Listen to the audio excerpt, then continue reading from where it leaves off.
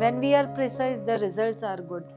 Early recovery, precision, these are the main advantages when it comes to intervention radiology treatment.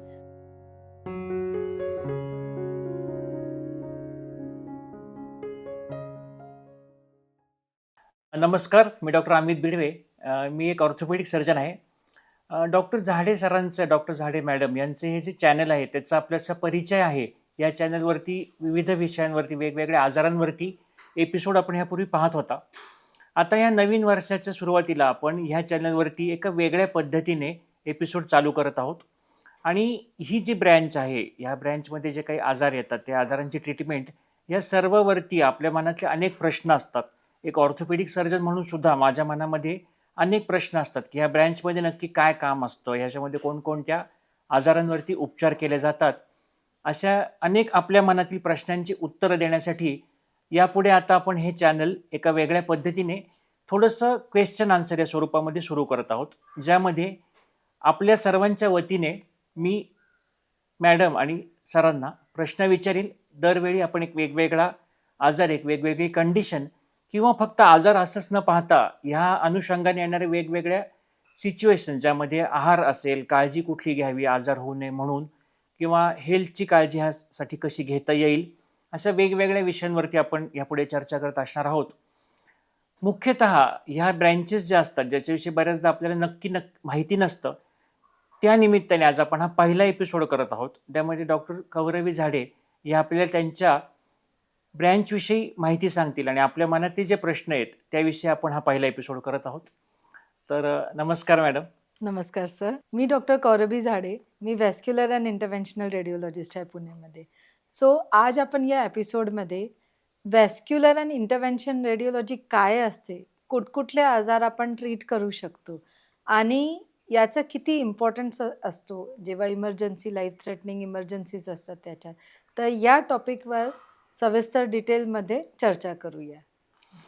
तर hello, सगळ्यात मुख्य म्हणजे आता आम्ही प्रेक्षकांच्या वतीनेचे सगळे प्रश्न असे आहेत, ही जी ब्रँच आहे ती ब्रँच नक्की काय असते, सगळ्यात मनातले बेसिक प्रश्न आहे. सो बेसिकली रेडिओलॉजी सगळ्यांना माहिती असते. रेडिओलॉजी म्हणजे काय? Sonography, CT scan and MRI.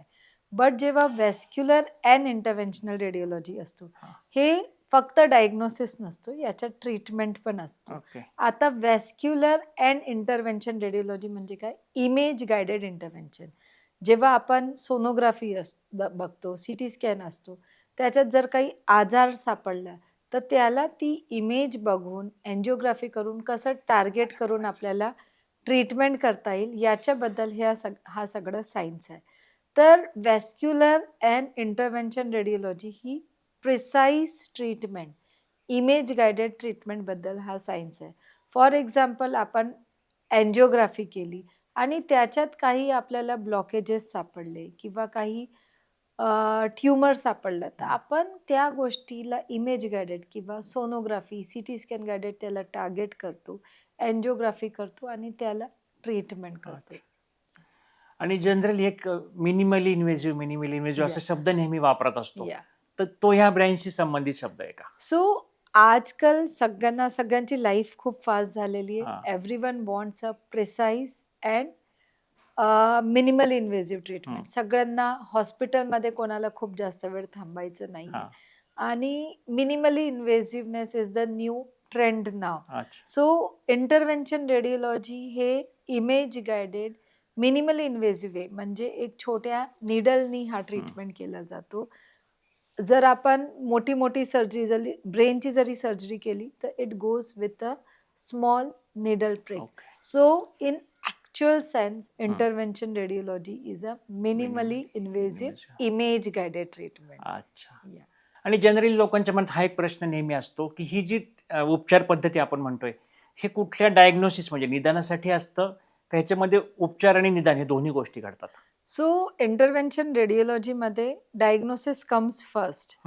तर जोपर्यंत आपण कुठलाही आजार झाला तर आपण खूप वेळा स्कॅनिंग करतो, सोनोग्राफी, सिटी स्कॅन, MRI या सगळ्या गोष्टी करून जेव्हा डायग्नोसिस येतो, तर खूप सारे आजार असे असतात ज्याच्यात आपण ॲक्च्युअल ट्रीटमेंट करू शकतो. फॉर एक्झाम्पल, युट्राईन फायब्रॉइड हे खूप खूप कॉमन आजार आहे. याचं डायग्नोसिस कसं असतो की हम्म. आपण ज्या पेशंटला त्रास असला आपण हम्म. सोनोग्राफी करतो. हम्म. सोनोग्राफी केलं तर आपल्याला ते कळतो की नाही फायब्रॉइड्स आहे. मग अजून डिटेलमध्ये इव्हॅल्युएट करण्यासाठी आपण MRI करतो. ओके. तर हे झालं डायग्नोस्टिक पार्ट. पण जेव्हा ट्रीटमेंट असतो याचा, so intervention radiology also comes in picture. याला ट्रीट करण्यासाठी फॉर एक्झाम्पल आता फायब्रॉइडला आपण काय करतो, एन्जिओग्राफी करतो, हा. त्याचा ब्लड सप्लाय थांबवतो हा. आणि त्याला ट्रीटमेंट होते. ओके. सो हे वेगवेगळ्या प्रकारचे प्रत्येक आजाराचे, हा. मी असं नाही म्हणणार की जितके आजार आहे सगळ्यांचं हम्म. इंटरव्हेन्शन हम्म. रेडिओलॉजी द्वारा ट्रीटमेंट हा. होते. पण बऱ्यापैकी इमर्जन्सी पासून routine treatment, for okay. Example stroke. हम्म. आता स्ट्रोक म्हणजे काय, मेंदूच्या रक्तवाहिनीमध्ये क्लॉट असणं. हम्म. याचं डायग्नोसिस कसं होणार आहे, सीटी. हम्म. बेसिकली पेशंट पॅरालिसिस होऊन येतो, हम्म. आपण लगेच सीटी स्कॅन करतो, त्याच्यात कळतो की क्लॉट आहे. तर इंटरव्हेन्शन रेडिओलॉजीद्वारा लगेच पेशंटला एन्जिओग्राफीला घेतो, रक्तवाहिनीच्या आतमध्ये जाऊन ते क्लॉट काढतो. Okay. So diagnosis followed by हा. ट्रीटमेंट, हा. अशी ही ब्रांच आहे. Right from emergency to routine okay. Treatment. तर असं सगळं या अच्छा. ट्रीटमेंटचा हा. स्पेक्ट्रम असतो. आणि आता आपण 2 आजारांविषयी बोललो, तर हा. असे कोणकोणते आणखी आजार आहेत, टोटल एक लिस्ट घ्या, जर त्याची आपण ट्रीटमेंट होते. असं विचार केला तर हम्म. याच्यात इमर्जन्सी पासून नॉन इमर्जन्सी ओके. भरपूर सारे आजार याच्यात हा. ट्रीट करू शकतो. हा. तर इमर्जन्सी जसं मी म्हटलं, स्ट्रोक हा. हे ऍक्च्युअल इमर्जन्सी असते. आपण असं विचार केला की प्रत्येक सेकंडला जर रक्तवाहिनी ब्लॉक झाली तर प्रत्येक सेकंडला पीनट साईजचं ब्रेन डॅमेज ओके. होतो. सो आपल्याला तितकं फास्ट ऍक्ट करावा लागतो की ते रक्तवाहिनी जितक्या फास्ट ओपन केली तितकं ब्रेन साल्वेज होण्याचा आणि डॅमेज होण्याचे चान्सेस कमी असतात. ओके. सिमिलरली कुठे रक्तवाहिनीमध्ये मेजर ब्लिडिंग झाला तर ब्लिडिंग रक्तवाहिनी फुटल्यामुळे किंवा आजारामुळे हे होतो, तर एन्जिओग्राफीद्वारा आपण त्या रक्तवाहिनीला बंद करतो.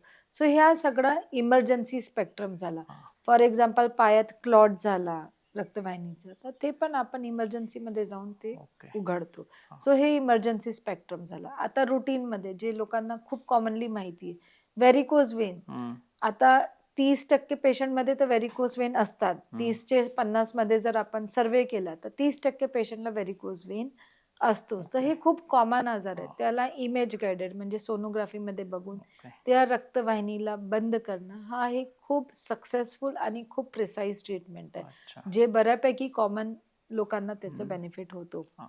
युट्राइन फायब्रॉइड फिमेल्समध्ये खूप कॉमन आहे. हम्म. 30 ते 50 वर्षाच्या लेडीजमध्ये खूप कॉमन आहे आणि कमीत कमी 30% पॉप्युलेशन यांनी अफेक्टेड आहे. सो फायब्रॉइड एम्बोलायझेशन हे खूप सक्सेसफुल आणि डिटेलमध्ये रिसर्च केलेलं ट्रीटमेंट आहे. मग मेल्समध्ये प्रोस्टेटचा खूप कॉमन आजार आहे आणि सगळ्यांना सर्जरी शक्य नसतो. तर अशा केसेसमध्ये इंटरव्हेन्शन रेडिओलॉजीद्वारा खूप चांगल्या प्रकारे आपल्याला ते ट्रीटमेंट करता येते. तर I would say emergency to routine okay. Intervention radiology हे खूप व्हरायटी ऑफ ट्रीटमेंट आपल्याला ऑफर करते. आता लिव्हर कॅन्सर, हम्म. प्रत्येक लिव्हर कॅन्सरला सर्जरी किंवा ट्रान्सप्लांट करता येत नाही, ओके. राईट. तर अशा केसेसमध्ये इंटरव्हेन्शन रेडिओलॉजी एक मेजर रोल प्ले करते त्या कॅन्सरला ट्रीट करण्याचा. अच्छा. So basically we have lot of disease which आपण हे precise and okay. Image guided ट्रीटमेंटनी ट्रीट करू अच्छा. शकतो. आपण आमच्या पुढच्या एपिसोडमध्ये प्रत्येक आजाराविषयी ह्याच्यावरती डिटेल बोलूच. येस. सर्वांच्या मनात नेहमी असा एक प्रश्न असा कायम असतो की ही सगळं प्रोसिजर हे सगळं सेफ आहे असतात का या कारण? सो कुठलाही ट्रीटमेंट जेव्हा मेडिकल फील्डमध्ये येतो हे विदाऊट रिसर्च येत नाही. सगळ्या ट्रीटमेंटचे ट्रायल्स असतात, त्याच्या सेफ्टी गाईडलाईन्स असतात. सो जे काही ट्रीटमेंट इंटरव्हेन्शन रेडिओलॉजीद्वारा we offer to patient, those are thoroughly research, म्हणजे याच्यावर ट्रायल्स होऊन डिटेल रिझल्ट्स येऊनच असतात. असं कुठलाही ट्रीटमेंट एक्सपेरिमेंटल बेसिसवर कधीही ऑफर केला जात नाही की we will try it and बघू. सो रिसर्च करून त्याची सेफ्टी असल्याशिवाय कुठलंही treatment is never offered to public. आणि इंटरव्हेन्शन रेडिओलॉजीचे खूप वेळा लोकांना वाटते हा नवीन ट्रीटमेंट आहे, पण to be frank this treatments are established all over the world since years. फक्त इथे इंडियामध्ये आय वुड से थोडासा अवेअरनेस कमी असल्यामुळे ओके. खूप साऱ्या गोष्टी लोकांना माहिती नसतात. फॉर एक्झाम्पल फायब्रॉइड एम्बोलायझेशनचं ट्रीटमेंट 20 वर्षापासून अच्छा. चालू आहे. पण अजूनही माझ्या ओपीडीमध्ये लोक हेच विचारतात हां. की हे नवीन ट्रीटमेंट हां, आहे हां, हां. का? So it's more of okay. Awareness rather than new okay. Treatment. मग अवेअरनेस निर्माण करणं हाच आपला मेन आता हे या पॉडकास्टचा हेतू आहे. जनरली लोकांच्या मनात नेहमी असा एक प्रश्न असतो की आता ही प्रोसिजर आपण केली त्यातनं 100% रिलीफ मिळेल का ही झाल्यानंतर परत काही बाकी आहे म्हणून नव्याने आणखी काही ट्रीटमेंट करायला लागेल? सो एक जे हे भीती आहे लोकांच्या मनात, हा नवीन ट्रीटमेंट आहे, याने फायदा होईल का, हं. परत करावा लागेल. हां. So this is more of a myth rather अच्छा. Than actual thing. कारण की ओके. जेव्हा कुठलाही ट्रीटमेंट पेशंटला ऑफर करण्यात हां. येते, तर it is after a detail research and त्याचे आफ्टर सर्वे केला जातो. सो याचं I will explain you with an example. हं. आता प्रोस्टेटचं traditional treatment is TURP, that is a gold standard. But जेव्हा प्रोस्टॅटिक आर्टरी एम्बोलायझेशन मार्केटमध्ये हां. आला, when we started offering, हं. so it's not just an experimental treatment. Okay. This treatment जेव्हा पेशंटला दिलं जातो तर एक रँडमाइज कंट्रोल ट्रायल केला जातो की हं. जेव्हा ट्रेडिशनल ट्रीटमेंट ज्या पेशंटला दिला गेला आहे हं. आणि वेन प्रोस्टॅटिक आर्टरी ओके. एम्बोलायझेशन केलं आहे, what is the quality of life, हं. the results are same, what disadvantages we are facing with this compared to the traditional treatment. Okay. हे सगळं रिसर्च होऊनच आपण हे ट्रीटमेंट करतो आणि मोस्ट ऑफ द टाइम जोपर्यंत result are not matching with the gold standard, हां. We cannot offer this treatment. Okay. तर असं हे सगळं it's a minimally invasive advance, but at the same time it is not inferior. Okay. That is म्हणजे मला सांगायचं हेच आहे की everything comes with a detail research and then only the things are offer to अच्छा. Patient. मग आता इंट्रोडक्शनच्या व्हिडिओमध्ये एक शेवटचा प्रश्न आहे की ह्याचं एक ओव्हरऑल या प्रोसिजर विषयी एक टेक अवे मेसेज किंवा एक याचे ओव्हरऑल बेनिफिट्स काय असं काय सांगता येईल? सो जर आपण इंटरव्हेन्शन रेडिओलॉजीचा विचार केला तर overall benefits if you ask me, it's a minimally invasive. Right. Look, when there is a cut versus needle prick, me as a doctor, तुम्ही as a doctor and any general person understand, जेव्हा cut केला जातो तेव्हा versus a needle prick, the recovery is fast.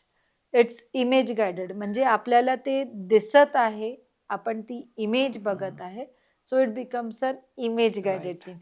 So we are precise on treatment. Ah. When we are precise, the results are good. Right. So early recovery, precision, these are the main I would say advantages when it Okay. comes to intervention radiology Right. treatment.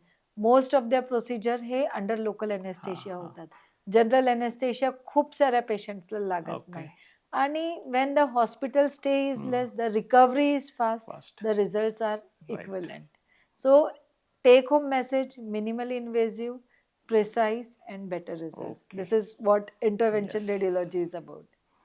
चालेल. म्हणजे आपण आता ह्या पहिल्या एपिसोडमध्ये introduction या विषयावर बोललो. पुढच्या एपिसोड आपण मध्ये वेगवेगळ्या कंडिशन्स आणि त्याची ट्रीटमेंट ह्याविषयी नक्कीच बोलू. नक्कीच. तर आत्ताच्या एपिसोडमध्ये आपण इंट्रोडक्शन हा पार्ट ह्यातला पाहिला की नक्की या प्रोसिजर्स काय असतात आणि यामध्ये साधारण कशा पद्धतीने उपचार केले जातात. या पुढच्या भागांमध्ये आपण वेगवेगळे आजार, वेगवेगळ्या कंडिशन्स आणि त्यामध्ये घ्यायची काळजी आणि आत्ताच्या ह्या मॉडर्न मेडिसिनच्या काळामध्ये ह्याच्यासाठी असणारे उपलब्ध ट्रीटमेंट याविषयी बोलणार आहोत. तर चॅनल पाहत राहा. नवीन नवीन एपिसोड येत राहतील.